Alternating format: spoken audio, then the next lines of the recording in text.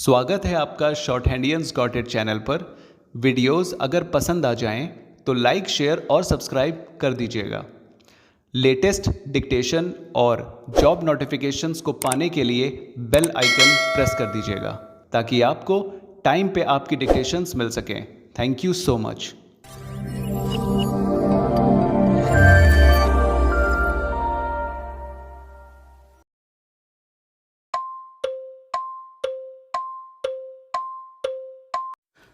Ready? Start. The middle class, the average rate of inflation during 2009-2014 was a back-breaking 10%.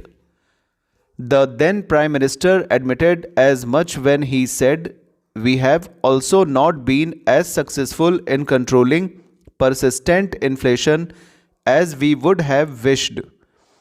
This is primarily because food inflation has increased. In contrast, our government broke the back of back-breaking inflation.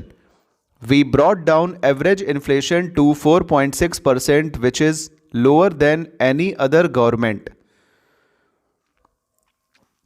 From the high of almost 6% 7 years ago, the fiscal deficit has been brought down to 3.4% in 2018-19. The current account deficit, against a high of 5.6% 6 years ago, is likely to be only 2.5% of GDP this year.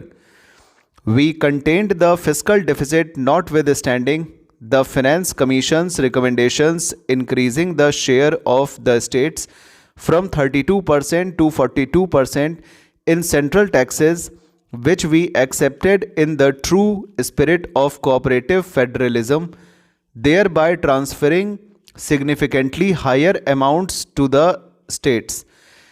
Due to a stable and predictable regulatory regime, growing economy and strong fundamentals, India could attract massive amount of foreign direct investment during the last 5 years, as much as $239 billion.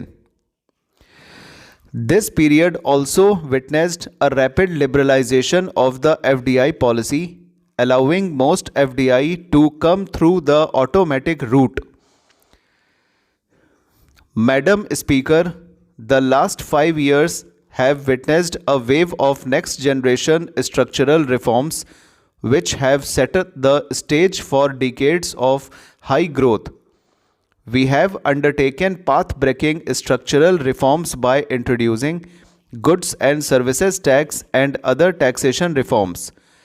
The period of 2008-14 will be remembered as a period of aggressive credit growth, and as per RBI, the primary reason for spurt in non-performing loans and stressed assets. Outstanding loans of public sector banks ballooned from rupees 18 lakh crore to rupees 52 lakh crore during this period. Many projects were started that could either not be completed or had low capacity utilization, resulting in their inability to pay back their loans. There were high stressed and non-performing assets (NPAs) amounting to rupees 5.4 lakh crore in 2014. Many more were hidden through restructuring or otherwise, which were discovered during asset quality reviews and inspections carried out since 2015. We put a stop to such questionable practices and stopped the culture of phone banking. The 4 R's approach of recognition, resolution, recapitalization, and reforms has been followed. A number of measures have been implemented to ensure clean banking. Through a transparent and accountable process, we recognized these NPAs.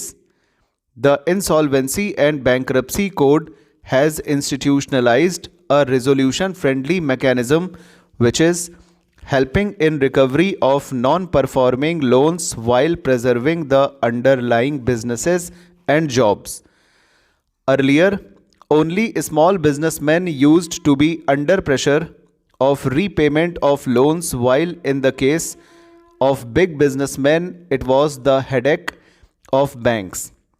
But now defaulting managements are either paying or exiting their businesses. A large amount has been recovered by banks. We have ushered in a new era of transparency.